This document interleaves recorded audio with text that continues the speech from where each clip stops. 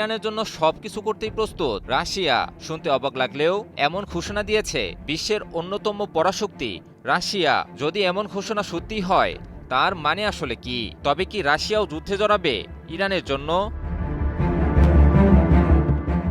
রাশিয়ার পররাষ্ট্রমন্ত্রী Sergey Lavrov এক বার্তায় স্পষ্টভাবে জানিয়ে দিয়েছেন, ইরানের বিরুদ্ধে যুক্তরাষ্ট্রের চাপিয়ে দেওয়া যুদ্ধ শেষ করতে যে কোনো ধরনের সহায়তা দিতে প্রস্তুত মস্কো। ইরানের পররাষ্ট্রমন্ত্রী আব্বাস আরাকচির সঙ্গে এক টেলিফোন আলাপে এই সমর্থন পুনর্ব্যক্ত করেন তিনি। ফোন আলাপে মধ্যপ্রাচ্যের পরিস্থিতি নিয়ে বিস্তর আলোচনা করেন ল্যাভরভ এবং আরাকচি। এ সময় উদ্বেগ জানানোর পাশাপাশি যুদ্ধে রাশিয়ার অবস্থানও পরিষ্কার করেন রুশ পররাষ্ট্রমন্ত্রী। এই আগ্রাসী যুদ্ধের অবসান হওয়া জরুরি বলেও মন্তব্য করেন তিনি।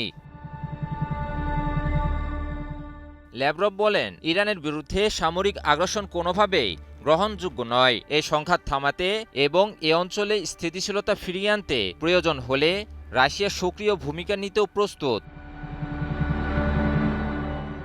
অন্যদিকে আরাকচিও রাশিয়াকে বর্তমান পরিস্থিতি সম্পর্কে বিস্তারিত অবহিত করেন। আরাকচি তুলে ধরেন কিভাবে যুক্তরাষ্ট্র ও ইসরায়েল যৌথভাবে ইরানের বিরুদ্ধে অবৈধ আগ্রাসন শুরু করে এবং ইরান এখনও কিভাবে নিজেদের অবস্থান ধরে রেখেছে। একই সঙ্গে ইরান শান্তিপূর্ণ সমাধানের পথও খোলা রেখেছে বলেও জানান আরাকচি। এর আগে চলমান পরিস্থিতির প্রেক্ষাপটে রাশিয়া সফর করেন ইরানের পররাষ্ট্রমন্ত্রী। সেখানে বর্তমান সংকট নিয়ে রাশিয়ার শীর্ষ নেতৃত্বের সঙ্গে সরাসরি আলোচনা হয় তার। রুশ প্রেসিডেন্ট ভ্লাদিমির পুতিন ওই বৈঠকে ইরানের প্রতি সমর্থন আরও জোরালোভাবে পুনর্ব্যক্ত করেন। এছাড়াও যা কিছুই ঘটুক না কেন ইরানের পাশে থাকার কথা জানান রুশ প্রেসিডেন্ট। পুতিন আরও বলেন, তেহরানের সঙ্গে কৌশলগত সম্পর্ক আরও গভীর করতে চায় মস্কো।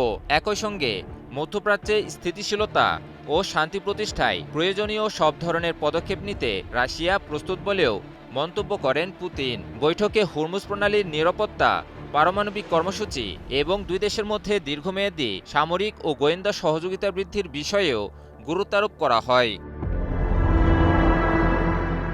কি বুঝলেন ভাই? অনলি জেডাই চাই। সব মিলিয়ে এই বার্তা পুরো বিশ্বের জন্যই একটি স্পষ্ট সংকেত। মধ্যপ্রাচ্যের সংঘাত এখন আর শুধু আঞ্চলিক ইস্যু নয়, বরং বৈশ্বিক শক্তির এক নতুন মেরুকরণের দিকে এগুচ্ছে। প্রশ্ন হলো, এই সমীকরণ শেষ পর্যন্ত কিভাবে এগোবে? শান্তির পথে নাকি বড় কোনো সংঘাতের মাধ্যমে? ইমন আলী, নিউজ 24।